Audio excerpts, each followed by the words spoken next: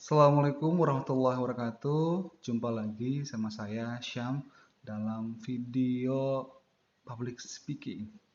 Kali ini saya akan membahas tentang bagaimana kita membuat sebuah kata kunci atau kesimpulan atau sesuatu yang mudah dipahami dan diingat oleh audiens dari apa-apa yang pernah kita sampaikan atau yang tadi saat diisi disampaikan, di konten disampaikan, sehingga semua konten yang kita sampaikan itu mudah banget diterima, mudah diingat.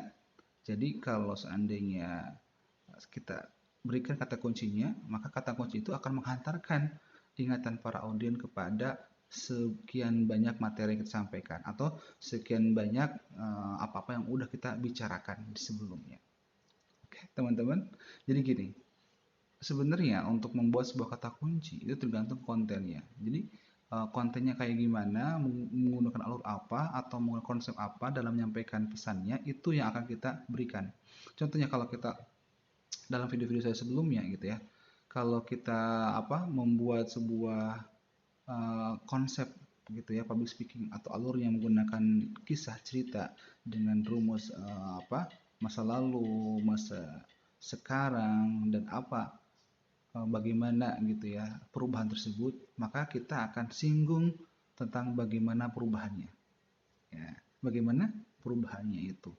Jadi kita ulangi lagi tentang bagaimana perubahannya tersebut, hanya mengulangi di bagian akhirnya gitu kan. Kemudian kalau kita ngomongin tentang masalah alurnya, tentang ngomongin uh, opini orang lain dulu, kemudian situasi yang sesungguhnya, terus uh, apa uh, pilihan-pilihan gitu ya, pilihan-pilihan option-option yang kita berikan kepada audien gitu ya saat kita memberikan solusi gitu ya, ataupun contohnya saat kita memperkuat dari apa yang kita berikan sebelumnya, maka nanti di poin terakhir itu adalah aksinya, ajakannya. Nah, aksinya itulah yang kita perkuat gitu ya.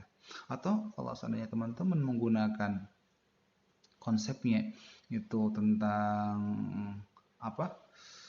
Bagaimana ngomongin tentang sesuatu yang penting, alasan kenapa itu penting itu dibahas, contohnya kayak gimana hal penting tersebut, dan diperkuat lagi di akhir sesuatu yang penting itu apa gitu ya.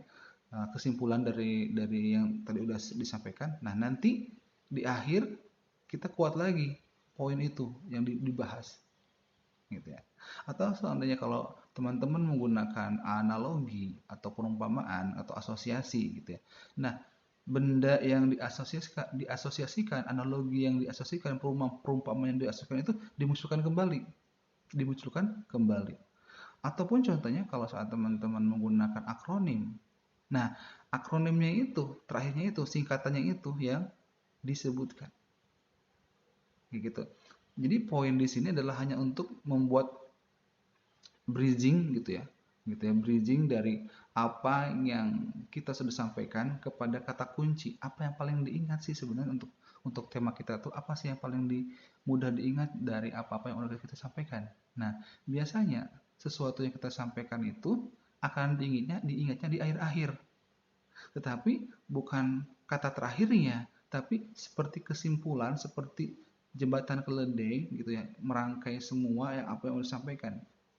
Makanya kalau di contohnya ya, oke teman-teman, setelah kita mengetahui tentang apa itu perhatian, pengertian, dan penerimaan, bila mana teman-teman ingin dapetin seorang pasangan dalam hidup ini, teman-teman cukup gitu ya, ingat aja saat teman-teman, aduh satu gimana caranya ya agar saya bisa dapetin pasangan dengan cepat gitu ya. Ingat 3P. Nah, pada saat ingat 3P itu, nanti kita sampaikan ke audiens, ingat 3P.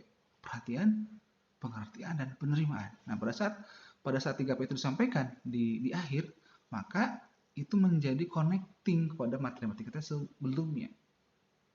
Atau contohnya, aduh, eh, saat kita nyampein tentang sebuah analogi, perumpamaan, asosiasi, pensil itu adalah sesuatu yang harus dibimbing agar bisa menghasilkan karya, harus ikhlas menerima serutan-serutan dari orang lain terhadap terhadap dirinya agar tambah runcing pikirannya ke apa tuh tambah runcing kedewasaannya gitu kan.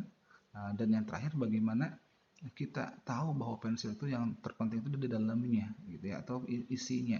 Nah, hal-hal poin-poin tersebut gitu kan kita kan umpamakan kepada sebuah manusia yang ingin menikah cepat yang segera. Ya, tadi dibimbing oleh Allah, dibimbing para ustadz-ustadz, gitu kan. Kemudian apa lagi? Yang keduanya, tadi harus ikhlas menerima segala caci maki stereotip orang tentang menikah muda, menikah cepat. Dan yang ketiganya adalah bagaimana kita tahu bahwa keimanan itu yang paling penting, kesadaran diri bahwa yakin dengan menikah itu dengan bisa mendapatkan semuanya.